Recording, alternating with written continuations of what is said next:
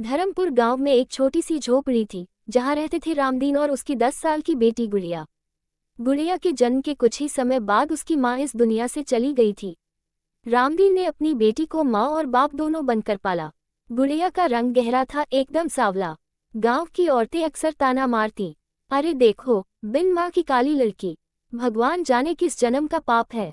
रामदीन चुप रहता, लेकिन जब गुड़िया अकेले में उदास होती, वो उसका सिर सहलाकर कहता, बेटा, तेरा रंग नहीं, तेरा मन चमकता है, तू मेरी रोशनी है। रामदीन एक मजदूर था, दिन भर ईंट भट्टे में काम करता और रात को घर आकर बेटी के लिए रोटियां सेंकता। वो इतना कमाता था कि बस पेट भर सके। स्कूल भेजना चाहता था, लेकिन फीस और किताबों का खर्च अभी मुमकिन नहीं था। पर गुड़िया ने पढ़ना बंद नहीं किया। उसने गांव के कचरे से किताबें उठाईं, टॉन कॉपियां इकट्ठी की और खुद से पढ़ना शुरू कर दिया। हर रात वो मिट्टी के दिए की हल्की रोशनी में बैठकर गणित के सवाल हल करती, हिंदी पढ़ती, बस सपनों की ताकत से। रामदीन जब थका हुआ घर लौटता और अपनी बेटी को पढ़ते देखता, उसकी आंखें भर जाती। तू जरूर एक दिन अफसर बनेगी बेटा, वो हर रात यही कहता।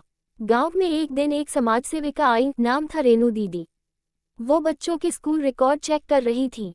जब उन्हें पता चला कि गुड़िया स्कूल नहीं जाती, तो उन्होंने रामदीन से सवाल किया। रामदीन ने सिर झुकाकर कहा, मैं चाहता हूं कि मेरी बेटी पढ़े, पर गरीबी ने हाथ बांध रखे हैं, लेकिन वो पढ़ रही है, अपने तरीके से। रेनू दीदी को यकीन नहीं हुआ। रात में जब वो रामदीन के घर के पास से गुजर रही थी, उन्होंने देखा, झोपड़ी की छोटी सी खिड़की से दिए की रोशनी में गुड़िया पढ़ रही थी। उसके सामने एक पुरानी किताब थी, हाथ में टूटी पेंसिल, और कॉपी में वो खुद से सवाल हल कर रही थी। रेनू दीदी की आंखें भर आईं।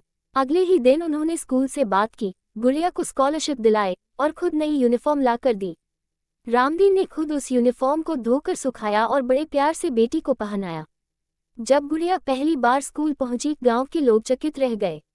अरे वही काली लड़की, ये तो कितनी तेज निकली। साल भर में गुड़िया टॉप करने लगी, हर क्लास में हर टीचर की पसंद बन गई। समय बीतता गया, गुड़िया ने हायर सेकेंडरी, फिर कॉलेज और फिर यूपीएससी की तैयारी की और एक दिन पूरे जिले की पहली महिला अफसर बन गई। जब वो अफसर बनकर पहली बार अपनी उसी झोपड़ी में लौटी, उसने अपने पापा के पैरों में सर रख दिया और कहा, आपने मुझ पर यकीन किया, आज मैं जो कुछ भी हूँ, आपकी वजह से हूँ।